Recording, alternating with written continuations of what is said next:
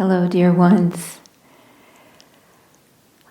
There's a question that often comes up, especially nowadays in this very contentious and confusing world that we live in. And that is, how do we know what is true? Newspapers and media of all kinds purport a vast spectrum of opinion, and it's very difficult to wade through that to see what actually is happening. Well, we have to, as yogis and devotees, we have to go back to the source always.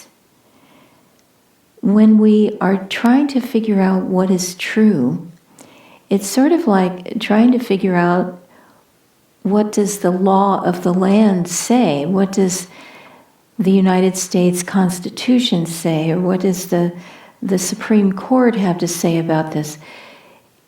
When you're trying to figure out what the law says, you study the law.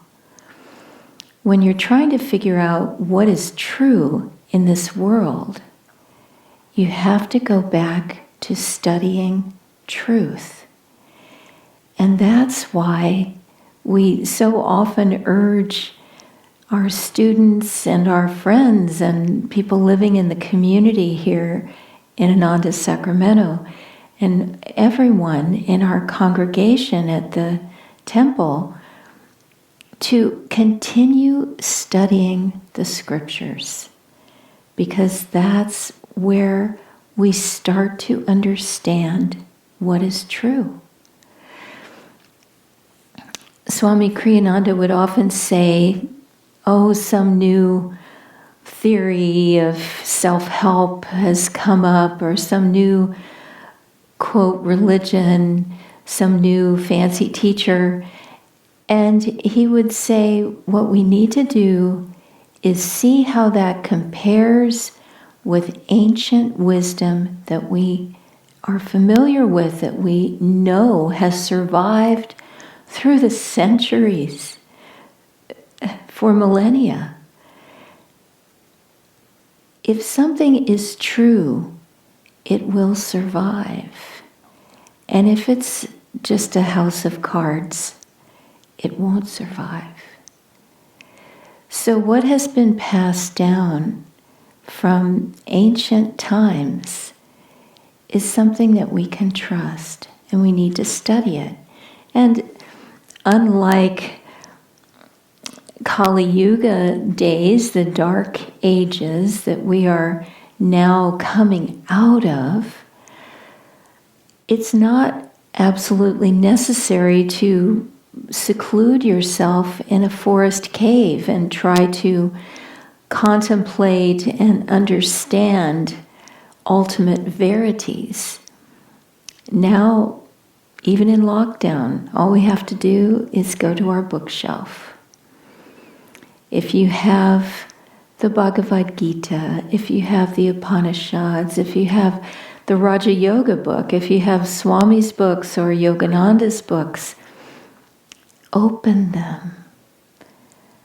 Become familiar with those teachings. Let them wash through your consciousness. We have to hear them, we have to read them, we have to study them over and over and over throughout our lives so that they become part of us.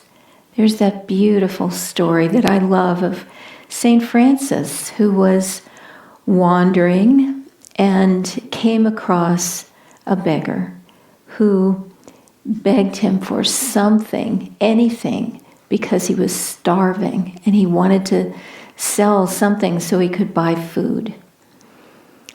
And the only thing St. Francis had was his Bible. He'd given everything else away. And with a heavy heart, he didn't want to part with his Bible, but he gave the Bible to the beggar. And as he was walking away inwardly, he was praying, Lord, I've given away your word.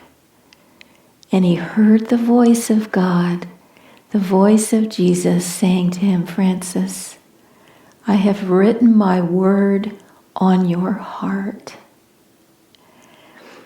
And that's where it needs to be for us. It needs to be written on our hearts.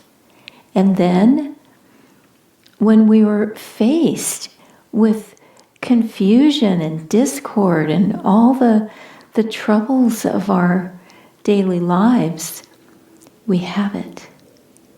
It comes welling up. God has written it on our hearts and in our minds. He's there with us, and he can help us to figure out what is true and what is false.